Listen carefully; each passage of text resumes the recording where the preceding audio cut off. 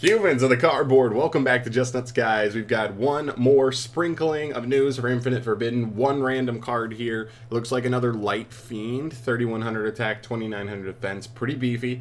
We'll take a look at that, and then I'm going to do a really quick skim at the end of that through what's left for Infinite Forbidden and just like expectations for like the remaining, whatever it is, 23, 24 cards left. But let's get into this card. This is Missing Burrows, the Dark Ruler of the Highest Heaven. That's a name that's going to have to be cut down for sure. It's a level 10 Light Fiend. Like I said, 3129. You can only use the second effect once per turn. You can special summon this card from your hand by banishing one monster, spell, and trap from your graveyard. Second effect, if this card is special summoned from the hand, you can banish one monster and two spell or traps your opponent controls and or from their graveyard. Okay, I mean, this card is giving me big, what's the Chaos Dragon? Levianeer. I'm getting pretty big Levianeer vibes. This is technically more generic than Levianeer in that Levianeer needs specifically, I guess Levianeer's, because Levianeer doesn't need dragon specifically, it's just lights and darks. So Levianeer is definitely probably more generic, just in the sense that lights and darks are so easy to set up, and monsters in general are just so easy to set up in grave, whereas this card, the monster and spell part isn't the problem. The trap card is kind of where the problem comes in, I think, on this card, is that you have to get a trap in grave. And so is this card a little bit too slow when you're going, and I guess going first it's not even that good. You really want this card going second.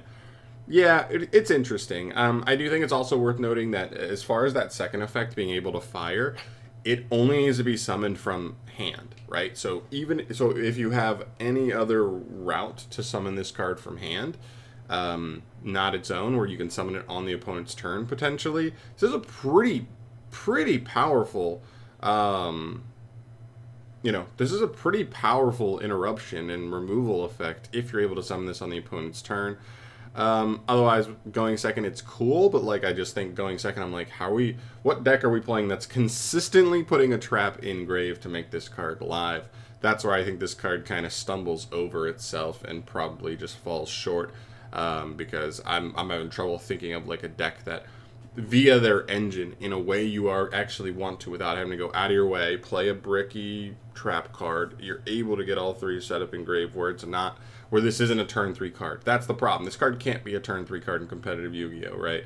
You can't go, oh, I'm going to hard open this going first, hold it in hand doing nothing. So it's literally a complete brick in hand going first.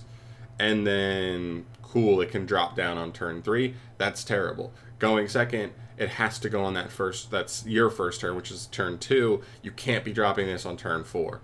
By setting traps and then using them, and then this card can come down. It isn't going to work that way. So, interesting card, for sure. It definitely has some power behind it, but I think the clunkiness with requiring specifically the trap engrave is what's going to give this card trouble to actually see play. Otherwise, it could be kind of interesting. So, yeah, it is what it is. It's just fine to me. I think it just slightly misses the mark on how usable it's going to be consistently. All right, let's take a look real quick at Infinite Forbidden here. Final reveals here. What are we missing? So we have most of our slots filled here. We've obviously got the cover art support, Gimmick Puppet, Dark Magician. We do have 3 monster slots in here, 10, 11, 12. This might be support for one archetype, like full archetype. 3 monsters, but at this spot in the legacy support, I almost think this could end up being 2 different archetypes, like 2 monsters for one archetype, one monster for the other. I mean, a lot of times when Konami comes out with legacy support and it's only like 3 cards for an archetype, it's like a main deck monster, an extra monster, a spell or trap. You know what I mean? So it's 1, 1, and 1 kind of thing. So I wouldn't be surprised if this is more like 2 different archetypes getting legacy support rather than just 1 getting a huge wave, because we've already kind of got a lot of the ones that are getting huge waves and new archetypes and stuff. So keep an eye out for that. That's 1 or 2 archetypes there. Also down here, probably another archetype, and maybe even 2. I mean, again, looking at this, look at these legacy support archetypes. Raika got 1 main deck monster. Tenpai, 1 main deck monster. Well, technically they got the other dragon too, but they're not together. Drytron, one main deck monster. So I wouldn't be surprised if 20 and 21 are also two different archetypes. So I think we're already looking at 4 at least legacy support, archetypes getting chosen here by the end of this reveal. And then 23, right? 23 still just on the other side of Drytron, so it could be another legacy support card, or it could be a generic card just because Cosmo Queen's on the other side, so you just don't know if it falls into this category down here or this category up here. So that's a potential one as well. So I'm thinking 4, maybe even 5 archetypes still getting legacy support in this set, which is really exciting. Moving further along here, 29 through 31, these are probably just going to be your filler cards. These are going to be your the filler revealed at the very end of the set just to see what's there. In fact, this monster we just read today that probably isn't even on here yet, it's probably either 23 or one of these 3. So, yep. Moving on, we get down here, new fusion monster. That probably could be a hint at what one of the legacy support archetypes are going to be. So that's cool, fusion. Next up, you move further down. You've got this could potentially be. I think this might be a filler fusion card because it's at the end of the fusions that are already listed here, and also at the very beginning of synchros. So it could either be a hint at what one of these cards, what one of the archetypes ends up here because it's ahead of White Woods, could be, or it's just a filler fusion card to go at the end of fusions. Going further down, you've got an Exceed monster. This is right after Gimmick Puppets.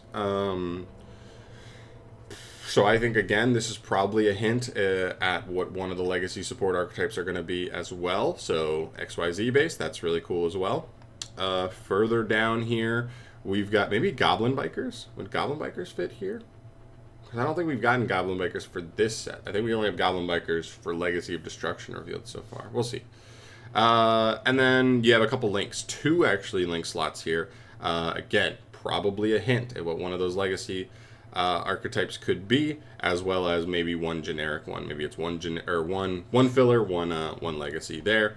And then this is probably a filler link slot as well. So maybe these 2 actually could go into archetypal support there, whereas this one's the filler. Because it's the beginning of the spells. I doubt there's a spell that would go at the beginning of the spells when we start with Millennium Cross, the cover art cards.